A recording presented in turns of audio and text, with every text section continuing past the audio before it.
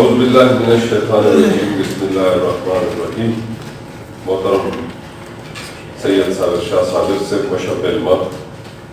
ڈاکٹر خان صاحب مشر ڈاکٹر خان تحریک اعظم جان وردک صاحب امین صاحب نوری صاحب ټولو مشرانو او کشرانو السلام علیکم.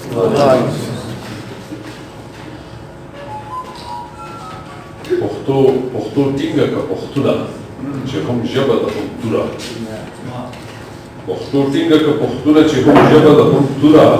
ته هم دې پښتون کړی ته هم دا کړه مشهوره. یقینا چې ډاکټر خان تحریک زموږ یو داسې توانېدلی اواز دی چې موږ ټول بودی ورو ډاکټر خان ویښي. دا زموږ خوشبختي ده چې زموږ یو داسې اواز چې د خپلې ژبې لپاره په هر موړ په هر ګام په هر موقع خپل غږ پورته کوي او دغه غږ ژوندی ساتي چې پښتو به وایو، پښتو به لولو، پښتو به لیکو او پښتو به کوو. زه ډاکټر خان تحریک ته ډېره مبارکي وړاندې کوم چې هغوی دا مجله هم پیل کړه. دې له دا نوم هم ډېر ښه ایښودی بڼ، یعنې بڼ وایي ځنګل ته او ځنګل د زمرو نه خالي کېږي. دا ده چې بڼ چې دی دا به انشاءالله تعالی چې زموږ د پښتو ادب په تاریخ کې ځان له یو نامه ګټي، ځان له به یو ځای جوړوي. خو کومې مشورې چې ملګرو ورکړي یا کومې تېروتنې چې ملګرو په ګوته کړي نو هغې ته پام ضروري دی. زه دا ګڼم چې داسې رسالې داسې مجلې چې دي دې چې څومره د پروف ریډینګ معیار او د ډیزاینینګ معیار څومره اوچت وي نو هغومره دا زیات لوستل کېږي. د دې پر سر باندې زما تجویز دا دی چې دې پر سر باندې ولیکلی شي چې پښتو به وایو، پښتو به لولو، پښتو به لیکو او پښتو به کوو. د دې سره سره یو بله خبره زما مخکې ته راغله، دا فهرست چې کوم دی نو په دې فهرست کې د لیکوالانو نامې هم که شاملې شي نو دا به زیات ښه شي، خلکو دپاره به اټریکشن زیات شي. باقي چې شایق صاحب او یا اندیش صاحب او یا صابر صاحب یا نورو ملګرو کوم تجویزونه وړاندې کړل د هغې ټولو سره اتفاق دی. دا یې وجې دا ده چې کومه مجله کومه رساله ممبرشپ نه لري، کومه خرڅېږي نه نو هغه بیا ورکېږي. ځکه چې ډاکټر خان تحریک چې دی دا همدغسې په وینو او خولو باندې روان تحریک دی نو چې د دې سره د ټولو ملګرو کومک او ملګرتیا شامله شي نو هله به دا مخ په وړاندې ځي. بله دا ده چې ایوب صدف ښه لیکوال شاعر ادیب سړی دی، کتابونه چاپ دي، خبر دی د دې نه چې یاره څنګه کېږي، ادارت څنګه کېږي او څنګه رساله چلېږي. نو انشاءالله چې هغه به په دې ټولو خبرو غور کړي او د ځان سره به په پیس کې پورې تړي او آینده دپاره به دغه کمۍ کوتاهۍ ختموي. بله دا خبره زما تجویز دا دی چې د ډاکټر خان تحریک له خوا چې څومره هلې ځلې کېږي نو هغې ته درناوی لرو. د هغې وجې دا ده چې هغې زموږ د ژبې دپاره د ژبې په نصاب کې د اچولو دپاره کار کوي او دا دی یو ډېر باشعوره ذهن پیداوار دی. ځکه چې په دنیا کې هغه قامونه ترقي کوي څوک چې د چا تعلیم چې په خپله ژبه کي، د چا مارکیټ چې په خپله ژبه کي او د چا میډیا چې په خپله ژبه کي. نو دې دا شعور هر څوک نه لري. د دې شعور راتلل چې دي دا هم د ډېر علم نه پس کېږي. زه دا ګڼم چې تاسو ټول دا د پښتانه ماشاءالله په تاسو کې به هېڅوک هم داسې دی چې هغه په بله ژبه کې چېرته خوب لیدلی. څوک شته پکې؟ په انګریزۍ کې چا خوب لیدلی؟ ښه انګریزي به ورځي خو زما خیال دی چې خوب به په انګریزۍ کې دی لیدلی. ښه اردو به ورځي خو دا ده چې چا به خوب دغه دی افسر افغان دی ښه انګریزي او ښه اردو دواړه ورځي چېرته دې خوب لیدلی دی په انګریزۍ او اردو کې؟ دغه رنګ مطلب دا دی چې فیض علي خان موجود دی چېرته دې په پي ایچ ډي کې خوب لیدلی دی انګریزۍ کې؟ نه یې چېرته نه دی لیدلی. د هغې وجه دا ده چې دا خپله ژبه چې دا په شعور او لاشعور باندې پرته وي. دا د بني ادم سره تړلي، د بني ادم په هغې کې ضمیر کې دننه هغه غلي شوي نو چې کله تا په بله ژبه کې خوب نه دی لیدلی د دې مطلب دا دی چې دا ژبه چې ده دې ته بلاغت دی کله چې ته ډېر خوشحاله نو خپله ژبه وي او چې کله ډېر خفه یې یا ډېر غوسه یې نو خپله ژبه وي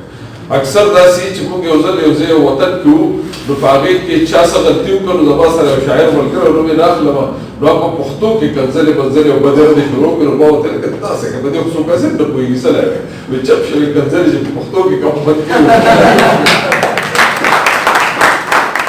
نو همدغسې ده چې بنیادم په جذباتو کې بیا خپله ژبه وایي دا خپله ژبه د انسان سره تړلې شوي او که تاسو په دنیا نظر واچوئ چین جاپان جرمني فرانس یورپ امریکا ټول ته وګورئ ښه په غور اسټرالیا دې ټولو ته تاسو وګورئ تاسو ته به اندازه وشي چې هغوی ټول په مورنۍ ژبه کې تعلیم حاصلوي ځکه مخمورات یې روان دي د هغوی د ترقۍ راز دا دی چې د هغوی تعلیم په مورنۍ ژبه کې او د مورنۍ ژبې نه بغیر وده نشي کېدی یو قام که وده کوي یو قام که د ساینس ټکنالوژي د ادب او د سیاسیاتو په میدان کې وړاندې ځي نو هغه د خپلې ژبې په زور ځي او که په بله ژبه کې ځي نو هغه ته بیا پوره پته نه لګي لکه زموږ یو صحافي ملګری یو ځل پولیټیکل ایجنټ نیولی و نو ما دا شاعرانو ملګرو ټلیفون وکړو چې یاره زموږ ملګری نیولی دی او هغه ته لږ د پولیټیکل ایجنټ ته ووایه چې راځه دي نو ما هغه پولیټیکل ایجنټ ته ټلیفون وکړو چې زموږ دا صحافي ملګری تاسو نیولی دی نو هغه ډېر په خندا شو بړق بړق یې وخندل ما له کار راوستو ما ته ویل باسل صاحب تا ته پته ده چې دا موږ په څنګه نیولی وایي دا موږ په دې نیولی دی چې ده په اخبار کې بیان ورکړی و چې فلاني ایم پي اے چې فلاني اے پي اے او فلاني ایم پي اے ترمنځ ترخې خبرې شوي دي نو هغه ده لیکلي وو چې یاره فلاني ایم پي اے ایم ایل اے فلاني ایم ایل اے فلاني اے پی اے زدوکوب کیا اردو کې لیکلي چې اس نے زدوکوب کیا نو دی موږ وویلو چې هلکه دی خو داسې واقعه نشته وهل خو پکې نه دي شوي زدوکوب مطلب یې چې ښه خوش کړو ښه وډبو نو وایي چې موږ دی درته ووایي چې هلکه دا کوم ځای کې دا واقعه شوې هغه ته وایي چې زما د مخې شوې وه موږ ورته وایي چې څنګه شوې وایي چې داسې شوې ده ورته دا وویل ده ورته دا وویل نو په دې کې زدوکوب نه کوم طرفه راغلی نو هغه وایي چې زدوکوب دې ته وایي چې یو بل ته ترخې خبرې کوي دا د اردو د دغې نه خبر چې د زدوکوب څه مطلب دغسې تاسو نه که فرض که زه امتحان واخلم چې یاره موږ اردو وایو اکثر کنه وایي تکنیکا ناچ د چانه نو د دې په مطلب خو موږ پوه شو خو دا راته پته نشته یا تکني څه شی دی او یا تکني ناچ د چا څه شی دی صحیح ده که نه نو دغسې د خپلې ژبې روزمره محاوره په هر څیز سړی پوهېږي هغه ته اندازه کېږي چې خپله ژبه کې څه دي نو په دې لکه د بوسو لاندې اوبه بوتلل نو که دا اوس ته بل چا ته په ترجمه کې ووایې نو هغه پې پوه نه شي نو چې پښتون ته ووایي نو د بوسو لاندې اوبه بوتلو باندې بس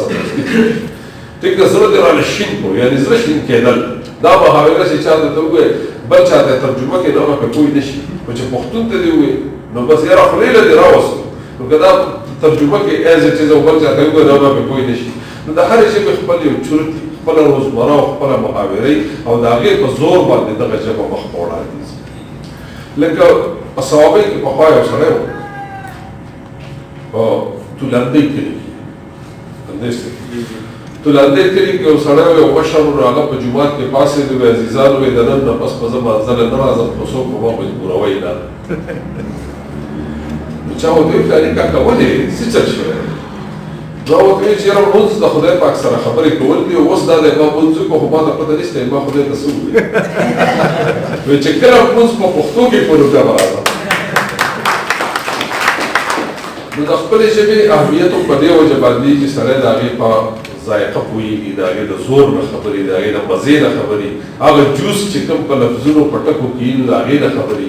د دغې وجې نه زموږ د ډاکټر خان تحریک سره همدغه مینه ده چې دوی د خپلې ژبې د ترقۍ د پرمختګ دپاره کار کوي او د دوی دا کار د خدای پاک نور برکتي کړي او دا رساله چې کومه راغلې ده نو دا رساله وړاندې قدم دی کله چې د بنیادم تاسو ټول په خپله مشران به کېږي چې دا وړاندې ماشوم چې کله وشي نو دا ډېر ناجوړه کېږي اکثر ځکه چې مور او پلار یې دا تجربه کاري هغوی ته پته نه وي چې ماشوم څنګه پاللی کېږي کله دې مطلب سینه یخه شي او کله خېټه خرابه شي او کله څه او کله څه نو دغسې ورو ورو بیا بلد شي د وروستو ماشومانو ته بیا بلد شوي بیا د هغې لپاره داروګان هم ساتلي او لباس او کپړې هم ساتلي نو دا وړاندۍ ګڼه ده وړاندۍ ګڼه ده او ډېره ښایسته ده ډېره ښایسته ده انشاءالله تعالی چې د دې نه به بله ښایسته او بلې نه به بله ښایسته او دا به مخ وړاندې ځي د دې نه بغیر چې موږ د خپلې ژبې دپاره دا قربانۍ ورکړو بله هېڅ لاره نشته. نو راځئ چې ټول دا فیصله وکړو چې نن به دا ټول خلک دا رساله اخلو په 50 روپۍ قیمت یې دی او زه د خپله جیب اول راخلم او د هغې نه پس ملګرو ټولو ته خواست کوم چې یوه واخلم. او د حمزه بابا خبره حمزه بابا فرمایي چې بس دا خبره ډېره ښه خو دا ده چې دا رساله چې دا داسې نه چلېږي. دا کومه تجویز چې د موږ وړاندې کړو د دې به ممبرشپ پکار وي، د دې دا په پیسو اخیستل پکار وي او پښتانه چې دي دا چې په پیسو کوم څیز واري اخبار په پیسو واري نو باید اټینډر نوټس یې بیا کړو چې پوښتې ورکړي نو ګوډ ته ووایي دا ده چې په پیسو باندې ورکول ضروري دا زموږ تجویز دی دا راسره متفق شي. لکه خیبر افریدي صاحب ته به ووایي خیبر افریدي صاحب ته یو ځل به وایي به یاره خیبر صاحب تا ځل دا خیبر تخلص څنګه خوښ کړی ما وایي چې ما دوه درې تخلصونه خوښ کړه او بیا مې ملګرو ته کېښودل ما وایي چې په دې خیبر راسره متفق شي. داسې نه شي موږ دا په تجویز کېښوده نو وایي چې په دې راسره متفق شي نو هغه به دا کار کېږي. موږ د تجربې په بنیاد وایو، موږ د تجربې نه پس وایو. زموږ د مخې په درزنونو رسالې شروع شوې بیا ختم شوې، په درزنونو تحریکونه شروع شو بیا ختم شو. نو چې کوم څیز بنیاد مضبوط نه وي نو هغه نشي چلېدی او بنیاد مضبوط ساتل پکار دي. په یو کس دوه باندې بوج نه دی اچول پکار او دا زموږ د ټولو شریکه خبره ده. نو پکار دا ده چې دا موږ په شریکه وچلوو. حمزه بابا فرمایي چې پرېنوځي مخکته پښتنو پښتو، چې پرېنوځي مخکته پښتنو پښتو، کړی جګه تر اسمانه مېړنو پښتو، کړی سور داسې تارونه د ملت د رباب، کړی سور داسې تارونه د ملت د رباب چې هره پرده غږ کړي چې پښتو پښتو.